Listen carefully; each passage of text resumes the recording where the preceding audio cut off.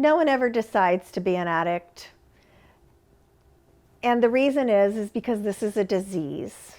In 1956, the American Medical Association stated addiction is a disease because it fits these four components. It's the primary problem, it's progressive, it's a chronic problem, and it's fatal. So we're going to compare in this process the difference between diabetes and addiction, because everyone understands diabetes is a disease and they're okay with it. There's not a lot of judgment that goes with that. So we're going to show you on this side how come everybody's okay with it and how on addiction it fits the same progression to help you understand better.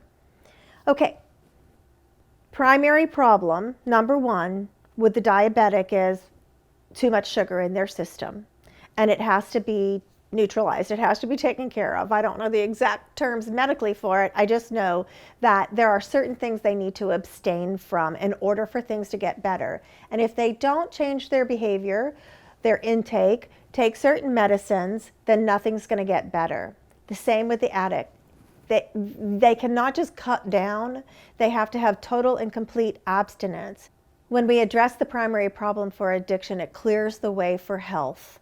It clears the way for the recovery to begin.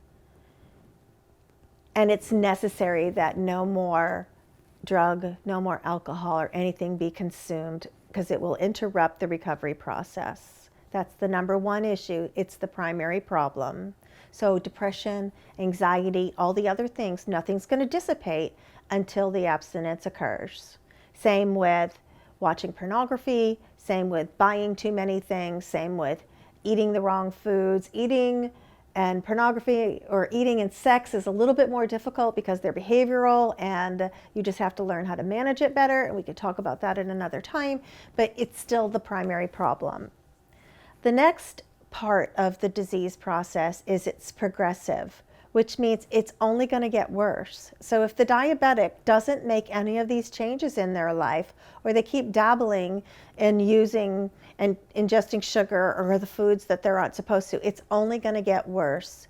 And if they stop and come back to it, it doesn't come back to be the same. It only gets worse. Same with the addict. Same with the person that uses or drinks. It's going to be progressive. Nothing will get better. You never get to go back to a regular person that can just go to the restaurant and have a margarita. So acute means something that happens one time and it might be severe, but chronic means you always have it. And I want to give you an example of why that's important. So you've got somebody that has a brain disease, you stop using, your brain heals itself, and you can come back to it 30 years later and take a drink or start using again. And within time, because this is a progressive disease, you are going to come right back to not just leading up to it, but you will come right back to the way you used to use before. So I'd like to use these sponges as an example. You can see this is a sponge that comes straight out of the package. It's never been wet. And it's kind of soft and all. And these are sponges that have been wet before. So imagine this is the brain that has now been abstinent, and it has shriveled up. The sponge is good. It's been wet before and dried out. But this is our brain that's been used before. So what happens if we put water on this sponge that's dried and shriveled up? So we see that it comes right back up and it gets larger again. Or same with this, the bigger one. Once you introduce the substance back, it remembers and it then becomes larger and it soaks it back up again. Hopefully that helps you understand it a little more. The other danger with this is people say, okay, I'm not going to drink anymore, but I'll smoke pot or I'll just use prescription drugs. Because this is a brain disease, you can't transfer. You can't transfer to something else. It might work for a little while, but eventually it lowers your resolve to stay into the recovery process, and you will end up using that other substance again. It's Possibly, or because this is an addiction and your brain is wired for addiction, you may start using that substance too much as well. Some alcoholics, they'll tell you that I don't drink anymore, but now I eat a lot of chocolate, or I eat a lot of ice cream, or I'm shopping too much, or I'm gambling too much. So it's not that it's that particular substance necessarily, it's your brain is wired for addiction, and balance is what we're trying to achieve. So relapse is always possible. And it's predictable that will always get worse if you engage in it. Okay, the last way that we know that this is a disease is that it's fatal. And if you don't do anything about it, you will eventually die from this.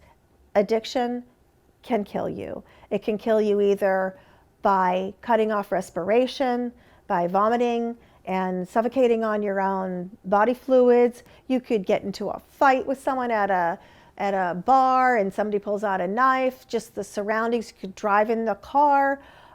It's fatal, just like diabetes is. If you don't handle the diabetes, you don't put away the sugar, it's going to get worse. It's always the same problem. Diabetics don't get cured from this. They just have to manage it, and they will die. And it's sometimes a slow death. They lose their eyesight. They might lose a limb. They get dizzy. Same with the addict. It's a slow progression, and it's a horrible way to go. This is the only disease that tells you you don't have one. And Eric Clapton, if you remember him from the 70s and 80s, was a great guitarist. He said that one drink was too many and 1,000 wasn't enough. That is a typical comment that will come from someone that understands this. And unfortunately, 60% are genetics. So it might just be because this is in your family. So it's good to find out what were some of the issues that your family has struggled with. And it just happens to be the way it is. 70% of us that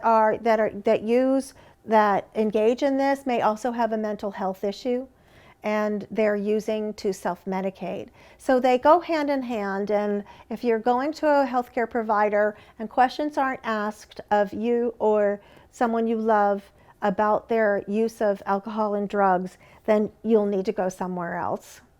I also want to share one last thing with you in this segment. I just actually need to read it for you, but this is a great exercise to kind of give you an idea of how strong this disease is. This is a letter that states, "I am your disease. I hate meetings. I hate a higher power. I hate anyone who has a program. To all who come in contact with me, I wish you death. I wish you suffering. Allow me to introduce myself. I am the disease of addiction. I am cunning, baffling, and powerful. That's me. I have killed millions, and I am pleased. I love to catch you with the element of surprise. I love pretending that I'm your friend or your lover. I have given you comfort, haven't I not? Wasn't I there when you were lonely? When you wanted to die, didn't you call me? I was there. I love to make you hurt. I love it when you feel so numb that you can't either hurt or cry. And when you can't feel anything at all, this is true gratification. All I ask of you is long-term suffering. I've been always there for you, and when things were going right in your life, you invited me. You said you didn't deserve these good things, and I was the only one that would agree with you. Together, we are able to destroy all good things in your life. All I ask of you is long-term suffering. People don't take me seriously. They take strokes seriously, heart attacks, even diabetes seriously. Fools. Without my help, these things would not be made possible. I am such a hated disease, and yet I do not come uninvited. You chose to have me. So many more have chosen me over reality and peace. More than you hate me, I hate all of you. You who have a 12-step program, your meetings, your higher power, all these things weaken me, and I can't function in the manner that I am accustomed to. So now I must lie here quietly. You don't see me, but I am growing bigger than ever. When you only exist, I may live. When you live, I only exist. But I am here. Until we meet again, if we meet again, I wish you continued death and suffering. I am your disease.